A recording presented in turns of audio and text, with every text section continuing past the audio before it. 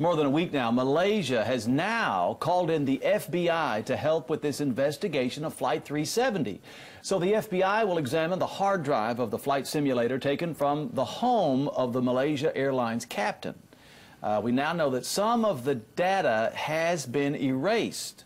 That's interesting, unusual. A simulator manufacturer says that deleting data is suspicious because there's no need to do it. But they add that the removal of the files does not mean that any smoking gun has been found. So, ladies, and Iola, we talked about this, of course, yesterday, but this just gets more and more bizarre. Murkier and All right, murkier. Look, he's the pilot of that big plane, that big airplane. Those airplanes fly on autopilot.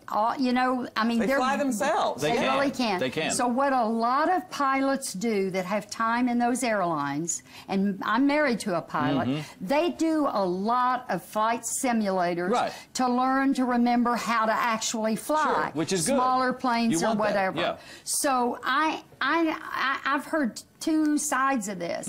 I mean, so what if he deleted it? He'd probably flown that runway scenario a lot and just made like room. clearing up space on your hard drive. So we don't know anything. That man, here's the deal. That man is 53 years old. It seems to me a little late that he would all of a sudden take down an airplane. Now he's got a 27-year-old who's closer to the co-pilot. You know, yes, and who's also the youth or the ones that are the maddest and everything. He was engaged. He was about to be married. He had his whole life ahead of him. Let me ask you this, Iola, do you suspect that something really bad, a plan has been hatched to do something really bad with this plane? I do. Okay. Believe that. Susie, do you think something? Well, Australia's telling them to come check in their area because they've got something they found. So Australia's now said, wait a minute, come look over here. We think we found it. Do you think that we're going to find out this was a terrorist plot of some kind? I don't know.